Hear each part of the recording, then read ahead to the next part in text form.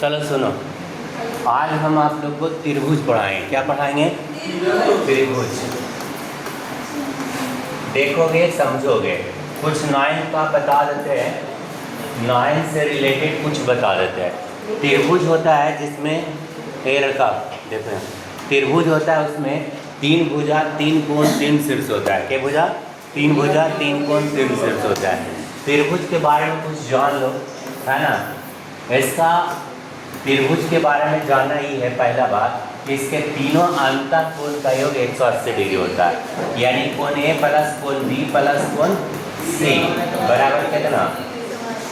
अंतः कोण। और बाह्य कोण पूछेगा, बाह्य कोण पूछेगा तो बाह्य कोण का योग 1 अधिक 360 डिग्री होता है। बाह्य कोण का योग कितना होता है?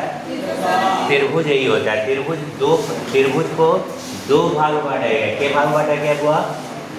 त्रिभुज को के भाग में बांटा गया है? ऐसे तो भाग में 6 बांटा गया है, लेकिन बेस के आधार पर 2 भाग में बांटा गया है। कितने भाग में? 2 भाग। पहला भुजा के आधार पर बांटा गया है, भुजा के आधार पर, और एक कोण के आधार पर। किसके आधार पर हुआ? कोण के आधार पर।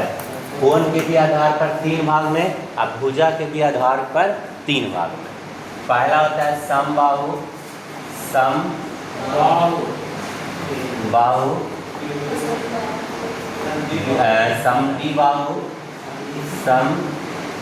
समद्विबाहु, और तीसरा होता है विषमबाहु, विषमबाहु। ये 3 भुजा होता है भुजा के आधार पर। और कोण के आधार पर भी 3 होता है। पहला समकोण त्रिभुज, न्यून कोण त्रिभुज। ये 9th में पढ़ना है, लेकिन थोड़ा हम तुम लोग को बता के आगे चलेंगे। अधिक कोण त्रिभुज, अधिक कोण त्रिभुज। तो ये आपका त्रिभुज के 2 भाग बांटा गया त्रिभुज के आधार पर, ठीक है। इसमें पहला है समबाहु त्रिभुज। अगर कोई पूछे समबाहु त्रिभुज या इक्विलेटरल ट्रायंगल किसे कहते हैं, तो बताना है वो वैसे त्रिभुज, चुप रहो सुनो, वो वैसे त्रिभुज जिसकी तीनों भुजाएं बराबर हो। जिसकी तीनों भुजाएं क्या हो? अगर तीनों भुजा बराबर हो तो समबाहु त्रिभुज होता है, ठीक है। जैसे इस तरह से, जिसकी तीनों भुजा की लंबाई क्या हो? बराबर। इसका गुण है कि इसका प्रत्येक कोण 60 डिग्री का होता है, प्रत्येक अंतः कोण 60 डिग्री का, और प्रत्येक बाह्य कोण 120 डिग्री का होता है, ठीक है। इसका माध्यिका, अर्धक और कौचिक, माध्यिका, अर्धक और शीर्षलंब तीनों एक ही होता है। माध्यिका क्या होता है, अर्धक क्या होता है, जो सुन लीजिए। माध्यिका किसी त्रिभुज में होता है अर्धक, और एक होता है शीर्षलंब, शीर्षलंब। इसको बोलते हैं मिडिल, है ना। इसको बोलते हैं बाइसेक्टर, और इसको बोलते हैं परपेंडिकुलर। इसमें आपको आगे चलेंगे तो अगर किसी त्रिभुज के एक भुजा के मध्य बिंदु, सुन रहे हो, किसी त्रिभुज की एक भुजा के मध्य बिंदु सम्मुख शीर्ष को मिलाएंगे तो इसे माध्यिका कहेंगे। इसमें ये दोनों बराबर होता है, यानी एक भुजा के मध्य बिंदु और सम्मुख शीर्ष को मिलाएंगे तो इसको माध्यिका कहेंगे। कुछ नहीं हुआ? माध्यिका। उसके बाद किसी कोण को 2 बराबर भाग में बांटने वाले, किसी कोण को 2 बराबर भाग में बांटने वाले रेखा को आर्धक कहते हैं। क्या कहते हैं?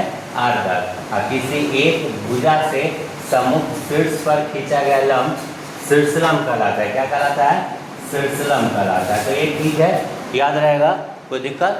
इसमें आपको यही बता रहे थे। तो त्रिभुज के प्रकार में समबाहु त्रिभुज बता दिए। समबाहु त्रिभुज बताया तुम लोग को कि जिसकी 3 भुजा तीनों बराबर होना चाहिए। इसका प्रत्येक अंतः कोण 60 डिग्री का होता है, और प्रत्येक बाह्य कोण क्या डिग्री का होता है? 120 डिग्री का। अगला है समद्विबाहु। बचे हुआ समद्विबाहु, यानी वैसे त्रिभुज जिसकी 2 भुजा बराबर हो। क्या भुजा बराबर हो? 2 भुजा।